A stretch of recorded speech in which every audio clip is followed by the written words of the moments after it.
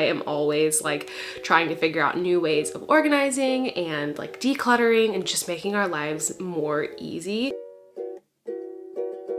We have all been there. You go to the store, you find a toy that you just know your kid is gonna love. It's perfect for them. It's something that is right up their alley and you know, they're just gonna love it. You go to the register, you check out, you spend all this money on a toy that you're so excited about. You come home and present it to your kid and wow, are they excited. They start ripping into it and enjoying it and playing with it and being creative and loving it.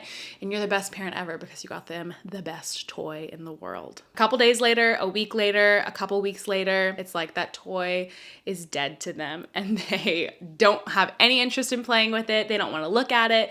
They don't go near it. They don't even touch it anymore. So what do? We go out and we get new toys. Of course, we get something that they'll be more interested in. This toy is gonna do it. They're gonna love this toy and this will do it. This will be like the last toy I get for a while, I swear. Come home, same thing, rip it open. They love it. You're the best parent in the world.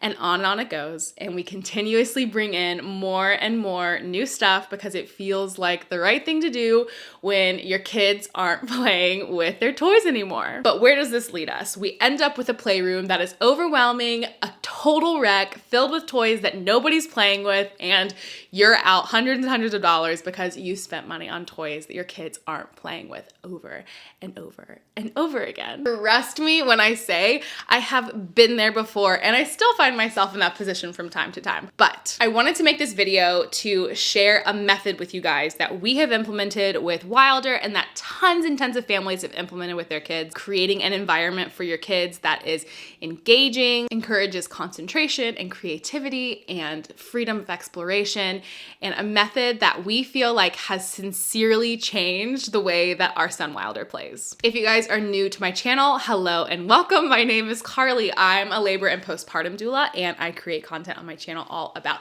pregnancy and labor and motherhood and pretty much everything that falls in between. And it is my passion to support, empower, and educate pregnant people so that they can have the birthing experience that they deserve. But in today's video, I want to talk a little bit more about motherhood and parenting and just some things that we've been doing in our life, in our son's life, to really encourage him to play harder, be more creative, be more independent. Before we jump into the video, go ahead and hit that subscribe button down below. We would love to have you as a part of this empowering community, and give this video a big ol' thumbs up if you're enjoying it so far. And if you love Montessori content, I could watch Montessori videos all day long. So if you like this type of video, give it a thumbs up. Leave me a comment down below too. Tell me what your favorite toy was as a kid. I would love to know. I think that's so interesting. What did you gravitate towards whenever you were a kid?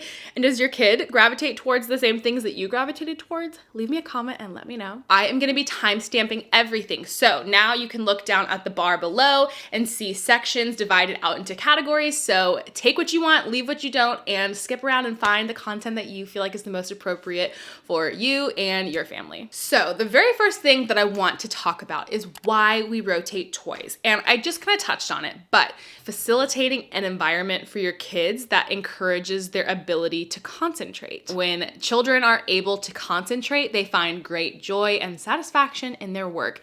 And it's tough, I think, sometimes for us as adults to connect the dots that when kids are playing, they're working. In our heads, it's like, here's a toy, go play, like, do your thing. But in reality, like, they're doing so much growth. They're working so hard and they are exploring so much and learning so much and really digging into their abilities to have independence and freedom. And these are all such big words that we all associate with something much broader and greater. But in reality, for a child who is 12 months old, 16 months old, 2 years old, it's a big deal for them. That is their work. And to create an environment for them that gives them the opportunity to concentrate and have that freedom of exploration is so essential in making sure that they aren't feeling overwhelmed or stressed or like they can't focus on one thing at a time, which is another reason I love toy rotation, because whenever you are organizing your toys, you can organize them into different groups. And that way, whenever you're rotating your toys out, if your kid is really loving sensory activities or animals or like things that go or books, you can kind of have a better understanding of which category to pull from, which things you want to incorporate more, maybe different activities that are still pretty challenging for your children that you feel like they get overwhelmed by, and while they're playing they get frustrated, to continuously give them the opportunity to grow and to learn and to have it at their fingertips in order for them to explore more when they're ready. Having the categories kind of divided up and organized for yourself is going to make it so much easier, so that it's not this like big production that you have to do in order to rotate your toys. Like, you don't need, 200 toys that you're just consistently rotating out every single Friday. You go and you get like 20 new toys and you put them all out. It does not have to be that big of a production. Repetition is the secret to perfection. And our kids are on this journey to perfecting things, right? To mastering things. And when we are giving them the opportunity to play with a toy to the point that they're able to master or perfect it, they are going to find so much joy and so much satisfaction in their work. And in order to facilitate an environment that feels like they're able to concentrate, limiting their options and giving them specific areas to focus on is gonna help them out so much. For us, what we found is that when we put all of our toys out for Wilder, he didn't play with anything. He would just ignore it all and just, cry and want our attention and need a lot more guidance to work through how he was feeling and what he should focus on and all of that. But when you have a limited number of toys available for your children at a time, it leads to them being able to concentrate more and feel less overwhelmed. And every kid is going to be different. And that's the one thing that I really want to touch on whenever it comes to Montessori-based practices. It's that at the heart of Montessori is to follow the child. Your child is going to show you exactly what they're interested in and what they're not interested in, and what they're struggling with and the things that they feel like they're mastering. We have talked about the why behind toy rotating and having a playroom with less toy options. So let's talk about the how. We already touched on this, but you guys, when I tell you, it's still the most important thing that you have to do. Number one, the first step is observe. I know we all have the blood of Marie Kondo just flowing through us. If it doesn't spark joy, get rid of it. My kid hates it, get rid of it. Like, get rid of everything. We're only gonna keep a few things. And although that might be your journey, that's totally fine. But first, observe your children. See what they're leaning towards. See what they're gravitating towards. See the things that they are holding on to longer and pulling them into more. Whip out the old notes app on your phone. Get your notebook and write it down. Don't try to interfere with them and be like, you like this toy that I got you the most, right? Sit back, let them do their thing, and just take notes on what they're doing. And just generally, how does your kid feel in the environment? Like, what does their disposition look like when they are in a space that is supposed to be suited for them? How do they feel? What's their energy like? Pay attention to those things and write it down. Now, on to the good stuff. If you are a person like me who loves to purge and organize and make everything aesthetically pleasing, this is the step for you. This is that moment Marie Kondo taught us all about. Take all your freaking clothes out of your closet and pile them on the bed and look at everything. You want everything out in front of you. Go through all of those toys to figure out what it is exactly that you can use to facilitate an ideal environment for your kids to play in. Now, like I said, we just moved into our new house, and this was one of the first things that I did whenever we moved in. The second thing that I found to be the most helpful in this was these drawers that I was able to source secondhand for a super good deal. You guys, you do not need to go out and spend hundreds and hundreds of dollars on organizational stuff. People are always looking to sell their stuff secondhand. Get on Facebook Marketplace, go to the thrift store, get on Craigslist, go to consignment stores, whatever you need to do. You can find organizational items for so much cheaper than if you were to just go to Target and buy them brand new. I will link the things that I use down below because I always get questions about it and I want you guys to be able to know what to keep your eye out for. But do know, I did not pay full price for these. I paid $5 for these. $5 instead of the crazy price that they originally are. So do not stress out and spend all your money on organizational stuff. The third thing that I found super helpful with this was individual bags within the drawers that I was organizing. I didn't just dump everything in and then whenever I'm going to rotate toys out, I'm digging through a bunch of stuff. I individually put all of the items grouped into smaller subgroups within the larger group. So we have an animals bin. Within the animals bin, I have a bag that's full of farm animals, and then a bag that's full of reptiles, and then a bag that's full of safari animals. You've got different groups within each category that you can further kind of divide down into, and that, my friend, is definitely going to help you out in the long run. So take it from me and take the extra step and keep dividing down until there's nowhere to divide down anymore. Now, let's move on to the next step. We need to figure out how we are going to display these toys for our children so that it is the most aesthetically pleasing to them. Children should exist in a space that is beautiful. And it's so tough when it comes to this because we all compare everything that we do, especially as parents, to every other parent we see. There's so many beautiful homes on Instagram and Pinterest that I look at all the time that is just like, man, we want to give our kids the best, and it can feel like a lot of pressure to make that happen. But at the end of the day, it's very, very simple. We want to avoid overcrowding a space, and we want to put out an invitation to play for our kids. So you can do this a couple of different ways. You can have just any type of open shelf at all will work. The one that's super popular is this like little IKEA shelf that everybody loves. You can do just like a plain bookshelf that is literally just low enough for your kids. You want it to be at eye level for your kids. We personally have these individual cubes that we got from a Facebook Marketplace. They're from IKEA. I think they're discontinued now. The little cubes work well because it just gives you a space to put one single toy, and that toy lives in that cube. And that's why the IKEA cubes are so popular, because it gives you a nice amount of space to focus on. Another thing that you might want to focus on is having some sort of tray or basket to present the toys in. You can find, like I said, I'm sorry, I keep honing on the thrift store, but the thrift store is such an awesome place to source things for your kids at a low cost. Get yourself a handful of baskets, of trays, anything that can kind of corral your kids' stuff together that still leaves it really visible for them. That way, when your kids see it, they can grab the basket, take it down, grab the toy straight off the basket or like the tray, and whenever they're done, you can show them how to put it back and where it goes and just how to like keep things together. Ooh, I'm out of breath. I'm getting heated, y'all. I don't know why. I don't know why toy rotation gets me so worked up. Next step is to pick out those toys. After you've put in all of this prep work and observation work, you can finally pick out the toys that you think your kids are going to enjoy. And the note that I have here, above everything else, just remember that less is more. I am the type that like literally my motto for my life is like more is more. I love more is more. That's kind of my approach.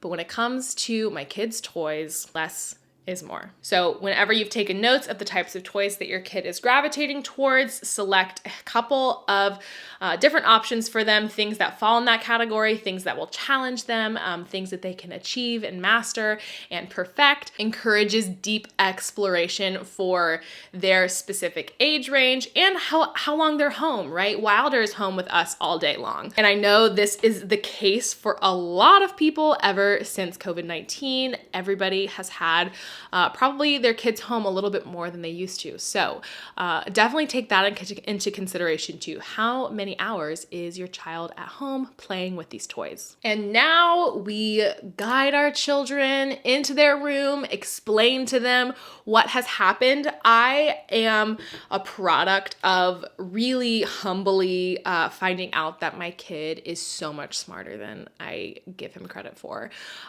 If depending on your child's age, you can have conversations with your kids and they know what you're saying. As a first-time mom, this took me a long time to really like understand, because all of a sudden I would say something about an animal or a place or an object, and as soon as I said it, Wilder went over to it and picked it up or stood in front of the door or like gestured for me to get something that I was talking about. And what I think a lot of parents don't realize is how valuable it is to stop what you're doing, get down on your children's level, eye to eye, hands in hands, and talk to them. They listen and they know what you're saying. So take the time to explain to your children what you're doing, why you've done it, what your expectations are for them, and they over time will really start to understand and process it. If you want your kids to have time by themselves and have independent play, tell them that. I have worked really hard with Wilder, and Drew have worked really hard with Wilder over the last month or so to sit with him, tell him, Mom and Dad are going to go into the other room for 5 minutes and you're going to stay in your room and you're going to play. Once the 5 minutes is up, Mom and Dad will come back, or Mom, whoever is watching him, will come back and we can read a book. And then you go out. You can leave the door open or close the door, whatever your door policy is. We personally find that closing the door works best. So we close the door and we go. And the first few days, we did 5 minutes, and then we went in and we praised him and talked about it and like engaged with him. And then I'd say, okay, Mom's gonna go into the other room for 10 more minutes, okay? And then once Mom is done with whatever I'm doing, I'll come back in and we'll read a book. Wilder loves reading books, so that's why I always say read a book. But whatever your kid loves to do, tell them that you guys will do that together after that period of time. So we left. 10 minutes later, we'd come back in. Big party, great. You worked so hard and you are exploring so much and you're learning so much. And then we'd do something. And then I'd say, okay, Mom's going to go back into the kitchen and do dishes and she'll be back in 15 minutes. And that kind of incremental time apart and guidance towards working on one activity is really understood by kids. And if they respond with protesting or crying or just not necessarily a good reception of what you're telling them, that's totally fine. And Wilder definitely does that and has done that and probably will do it for the rest of their lives because they're people with preferences and emotions. So when he does protest or have any kind of big feelings about what we're doing, we stop what we're doing, we talk about those feelings, and again, we reassert what we're doing. And you do it within a loving, firm, boundary type way. Kids crave boundaries and they will constantly push them. I think back on all the times that like my brothers and I pushed my mom and dad, and there are loving boundaries that you set and your kids will always push them and see kind of where they are because that's what exploration is. You figure out where your boundaries are. So when we approach them with loving boundaries, they know what to expect. And when you talk through it with your kids, it can be so incredibly impactful. So once you've given them guidance and expectations and given them the chance to explore their environment, you just do it over and over again. I always get the question of how frequently do you rotate your toys? That's like the question everybody has. How often do I do it? And how many toys do I rotate out? And there are mixed opinions on this, and every family is going to be different. And honestly, my biggest piece of advice, again and again, observe your child. If your child is the type of person who really gravitates towards something like routines and thrives the most with familiarity and routines and predictability, then maybe rotate your toys less frequently, or when you do rotate them, only rotate 1 or 2 at a time. If you find that your child really thrives in new environments and like new experiences, and they don't really have this need for consistency in that way, then maybe you can rotate them more frequently or do more rotations at a time. But it's really just going to be different kid to kid. For us personally, we tend to find that there are a couple of toys that Wilder really just gravitates towards and loves and just consistently uses. We have a couple of subscription boxes from Love Every, and those come with some bigger items. So we find that when we rotate out the bigger items, that he engages with them more. If we gave him, 5 big items with like a ball drop and an abacus and the llama and a pickler and like race car things, there's just a lot to focus on. And when they can't concentrate on one specific larger larger item, we just find that he does better. So that's one thing that we always are consistently keeping out, but we rotate less frequently. Outside of that, we tend to find that rotating a couple of toys every 1 to 2 weeks is really beneficial for Wilder. One thing that I do want to make a quick note about is that you can do things like make slight tweaks and adjustments to toys that your kids are already playing with to reinvigorate some interest in those toys. For instance, we have a couple of toys that like you can take the lid off. There's like 3 lid options, and one lid is for coins, and one lid is for carrots, and one lid is for Q-tips. You can take one of those lids off and put another lid on so that it's the same type of toy, probably in the same category, but it has a slight shift to it now, which can really like regain your child's interest in something, especially if it's a category that you feel like they're gravitating towards, but then they're kind of over that toy. So that's something you can focus on too, instead of having, you know, like I said, you don't need hundreds and hundreds of toys, and you can also do a lot of DIY stuff. I always talk about toys that I'm making and different sensory activities and stuff like that over on my Instagram account. So if you guys aren't following me on Instagram, go follow me. My username is @HarvestMoonNights. I'm on stories literally every single day, and I love connecting with you guys on that platform. It's so much fun and so personal. So head over there and follow me for more like of our day in the life type, like Montessori activity type things. Now that we have talked through all the things about toy rotation and toy setup, I'm going to show you guys my finalized toy organization rotation setup so that you guys can see kind of how I ended up organizing everything and what it looks like. I'm going to do a quick rundown of what Wilder's little toy setup looks like in his room. These are the cubes that I was talking about that are all actually separate cubes. I ended up painting a majority of them white, but then the insides on these bottom 3, it just took so long and I didn't like how it was turning out, so I stopped. But I want to take you through. So his room is set up just like his bed. His floor bed is over here. We have like a little mat here. This is where his sensory table is. And then back here, this is where we have all of his books kind of staggered on the wall like that. So this is kind of like the main little play space. Whenever you come over here, it's the most room that we have. And we just did a toy like rotation. So I'm going to show you guys all of the new things and why we kept them. So first up here, we have this pillow that always lives here. He's really like feeling trains lately and is just very interested in the magnetic stuff. So this is like a little trinket that I'll put on top that he can play with. And he's really loving stuffed animals right now too. So I have been rotating his stuffed animals out. Then over here, in this tray, we have like a lacing activity where you take the little string and you lace the beads through the string. So I put it in this little tray and I leave it undone so that whenever he comes into play, he can do it himself. Then right next to that, we just have a puzzle. We always keep a puzzle out for him, and we have many, many options. So I try to keep it interesting and give him a different option. Pretty consistently, we're rotating them out. Sometimes we have more than one out, but we're trying to do only one at a time because they just take the pieces out and the pieces get lost. So keeping one puzzle out at a time has been really, really nice. Then next to that, we have a little basket that has all of these flashcards in it that have different animals.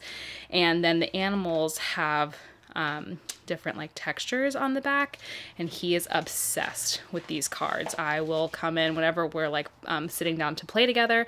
I'll come in and I'll be like, which one's the cow? And he'll like reach for the cow, and then we'll talk about the cow and do like the sound of the cow. These cards are really cool because they have different questions that you can ask your kids and like just different ways to interact with them, which is really nice because sometimes you can feel like, you know, you don't know what to say about the animals or like how to interact with them depending on their different ages. So I really like those. Then below that, we have a stacking toy. These are always a winner with Wilder right now, especially just his age range. But I feel like kids from like 14 months all the way up to like 2.5 years like stacking toys like this. This one's cute because it kind of wobbles like this. So we have a bunch of different types of stacking toys, but this one is fun because it kind of like moves around. So that one I have stacked up, and then this one over here I have on a tray. This is actually a 4-piece puzzle, and it's pretty like advanced for his age, so he gets pretty frustrated with it when all 4 pieces are out together. So it like interlocks with another, there's like 3 other pieces that it locks together with, and all the different shapes have these different like pegs that you have to turn it and rotate it in order for it to go down. It doesn't just slide all the way down like that one does. So that one's a little bit more age appropriate, and this one's a little bit more advanced. So he is working on like perfecting and mastering that, and this one is kind of like the next level up. I started with the whole puzzle out, and he just got so frustrated and just was not, he was like screaming about it. He like threw the puzzle at me. So instead of doing all 4 pieces, what I've done is just taken it apart and put one piece out. And this one is the most simple of the different shapes. There's like a triangle and a square and a rectangle, and the circle only has 1 prong. So it's the most basic one that he can start with. And then once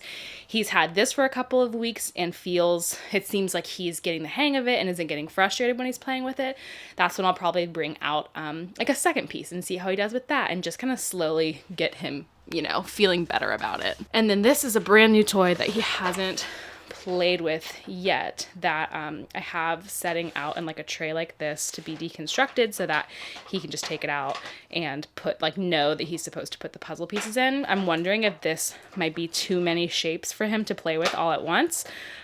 We'll see how he does, and if he gets overwhelmed or doesn't seem like he's super interested in it, then what I'll do is just take a couple of these away. So that is just a quick overview of what it looks like. So then when you pan around this way, this is his closet, which is where we keep all of his toy organization. Up here I have this little puzzle organizer, which has been the best. This is from Melissa and Doug, and it's so nice because it keeps everything super neat and organized.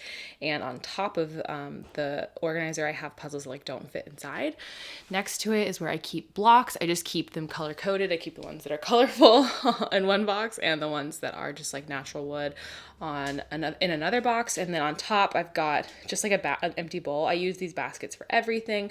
Whenever I'm getting new stuff out for his shelves, I will put things inside of little trays and baskets like that. And then next to that, I have toys that are just too big to fit inside of the drawers. So I keep those on top of this space, and then I keep the rest of them just stacked up on this little bookshelf. And I'll link where I got everything in the description box, but this little bamboo bookshelf is from Amazon. Then next to it is where I keep all of his dress up stuff. It's just inside a little plastic container. I've got some balls in here. And then this is where I keep his extra book storage. And then down there at the bottom is a box of toys for 0 to 6 months old that I just keep separate because we don't use them as much for him anymore.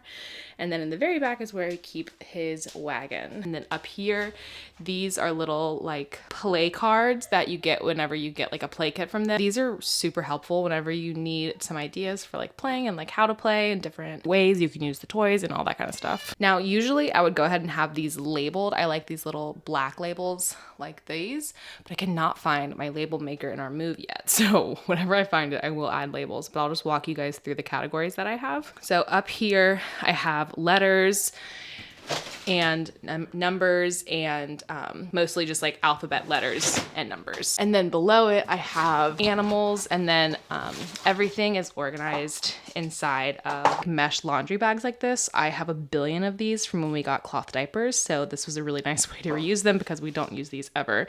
So I use those to keep different categories separate. Then down here, this is all of his stuff for sensory bins. It's got little tongs and his pitchers and just little things that I put inside of his sensory bins. This drawer is things that go, so anything with wheels. This is his arts and crafts bin. I have way more stuff that I haven't unpacked yet, but for now, this is what I've got out. This is his music bin. Up here is stacking toys. This is a fine motor skill category. And then this is kind of a combo of fine motor skills and stacking. And then yeah, over here is an abacus, Legos, more stacking toys. that kind of stuff. So that is everything. Hopefully you found some of these tips helpful, and some of our organization, maybe to give you a little bit of inspiration about how you can organize your toys and your playrooms. But if you guys enjoy this video, definitely give it a thumbs up. It helps me out so much, and it definitely helps other people who are interested in finding this type of content find our little community here on the internet. So give it a thumbs up, subscribe if you aren't already, and I will see you guys in my next video. Bye.